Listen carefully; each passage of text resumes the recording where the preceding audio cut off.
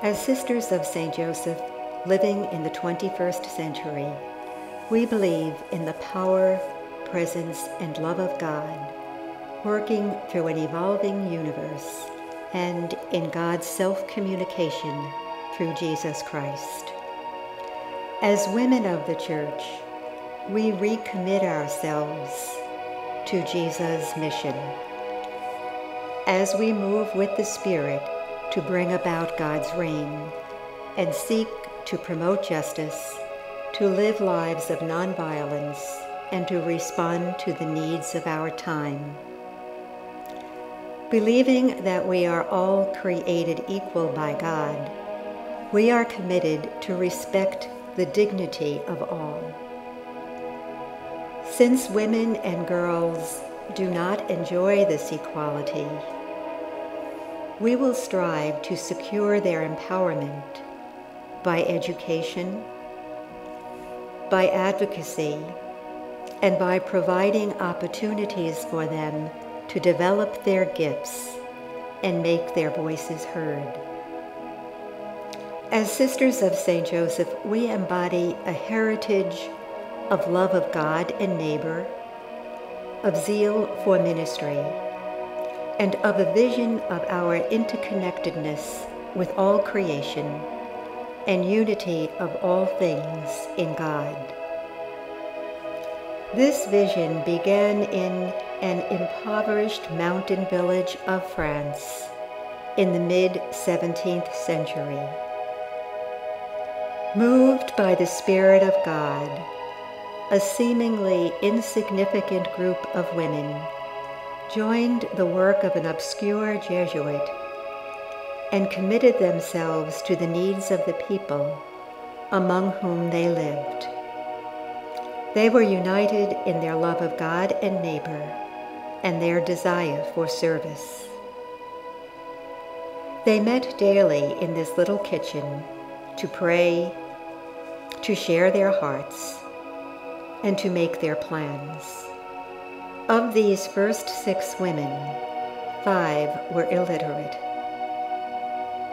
In the words of the times, their mission was to divide the city, seek out its ills, and cure them.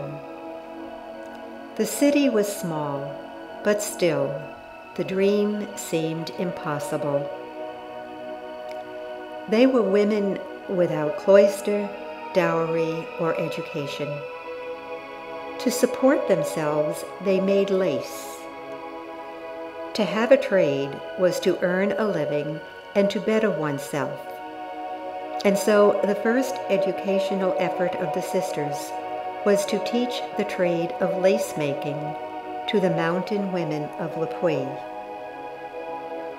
Amazingly, the community prospered and grew. Its ministry expanded. By 1650, it was recognized officially as a religious congregation. From the beginning, there were also groups of laypersons who shared in the spirituality and ministry of the sisters. It was said of the Sisters of St. Joseph that they did whatever was necessary. Houses of the congregation were spread throughout France. Then came the chaos and terror of the French Revolution. Convents were closed, sisters were thrown into prison, and some were martyred at the guillotine. The congregation was disbanded, and those who could returned to their homes.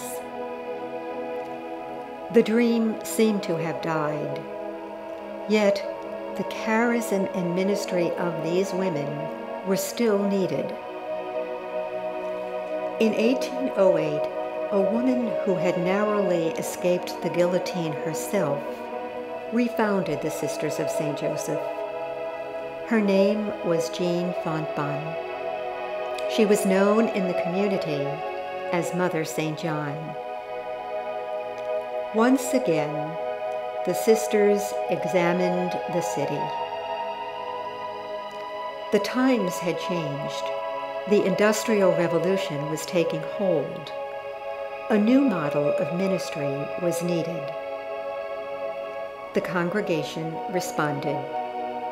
They became teachers, and they adapted their convents, lifestyle, and schools to an industrial model. By 1836, they were numerous again and expanding. A request came from the United States.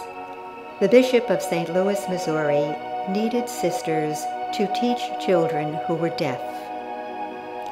3 sisters left France and came to a primitive cabin in Carondelet, Missouri, to establish the first house and school of the Sisters of St. Joseph in the United States. The congregation took root and spread. The Sisters of St. Joseph moved west to California, up through the heartland of America into Canada, and east to Philadelphia. From Philadelphia, they came to Brooklyn in 1856. At the request of the Bishop of Brooklyn, 3 sisters came to establish a house of the congregation in St. Mary's Parish in Williamsburg. Their assets were $10 in cash, a $5 gift, 4 beds, a few chairs, 1 table, and some utensils. Once again, they assessed the needs and set to work. They founded an academy, and they began to work in the parishes. These were the times of the great waves of immigration that moved through New York City. These immigrants were poor. They brought their language and customs with them, and many were Catholic. The sisters founded schools, hospitals, and orphanages to meet the need, but mostly they became known as excellent teachers. By 1860, the congregation was numerous enough to move the academy and mother house to Flushing. Then in 1903, they acquired the property in Brentwood and established St. Joseph Convent, the Novitiate, and the Academy of St. Joseph, and evolved into the Sisters of St. Joseph of Brentwood. These were the early years. Under the leadership of dynamic women like Mother Mary Lewis, who founded 36 schools during her 40-year tenure as General Superior, the sisters earned a solid reputation as Catholic educators in the Diocese of Brooklyn. The expansion continued. In 1930, 4 sisters were sent to Puerto Rico to begin ministry there and to staff schools. In New York, sisters spread from Brooklyn all across Long Island. They continued to staff schools and to work in parishes. Besides ministering in parish schools, the congregation founded schools of its own, known as sponsored congregational schools. The Academy of St. Joseph, founded in 1856. St. Agnes Seminary, founded in 1878. St. Francis Xavier Academy, founded in 1887. St. Joseph Commercial High School, founded in 1904 from an estate willed by the Parmentier family for the education of young women. It was later renamed St. Joseph High School and fostered an academic as well as commercial curriculum. St. Angela Hall Academy, founded in 1906. The Mary Lewis Academy, founded in 1936. Fontbonne Hall Academy, founded in 1937. Stella Maris High School, founded in 1943. Sacred Heart Academy, founded in 1949. Academia Maria Reina, built in Puerto Rico in 1966 in a partnership agreement between the sisters and a board of the parents. Bishop Kearney High School, purchased from the Diocese of Brooklyn in 1973 and made a congregational school. We continue to sponsor St. Joseph High School, the Mary Louis Academy, Fontbonne Hall Academy,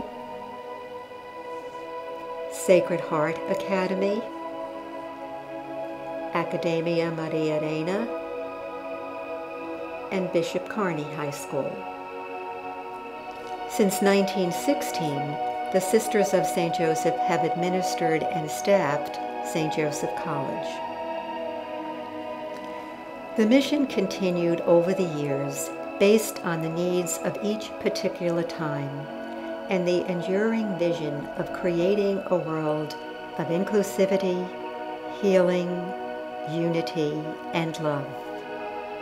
Sisters continually looked at the city and tried to create within their sphere of ministry communities of empowerment rooted in faith and service. But then religious life changed dramatically. Vatican II called women religious to read the signs of the post-industrial society, to update and renew their style of living, to expand their ministries, and to prepare to meet the emerging needs.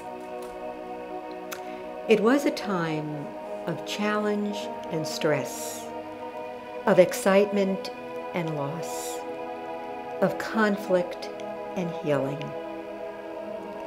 and a time to examine our purpose and choose again. We expanded our mission into new and diverse expressions of ministry, with abused women and women who were ex-offenders,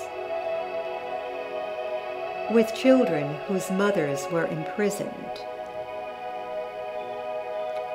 with immigrant women who needed language skills and further education,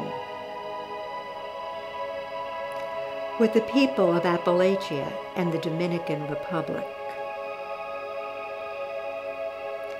with victims of human trafficking,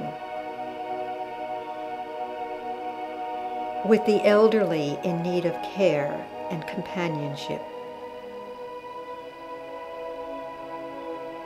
with immigrants in need of advocacy, with the imprisoned,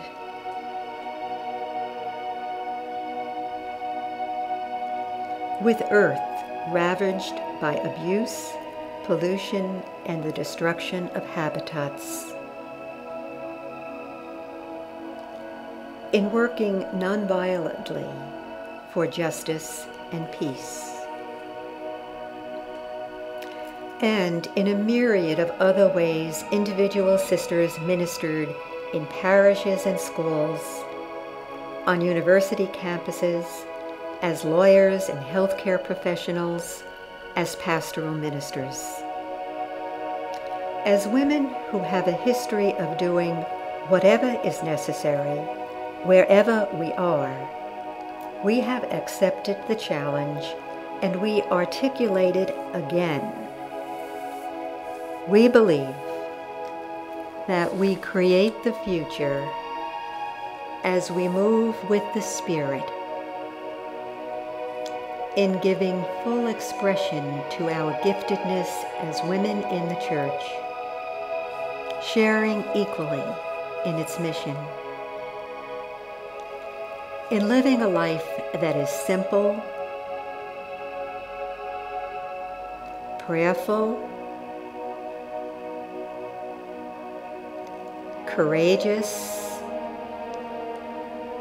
and compassionate.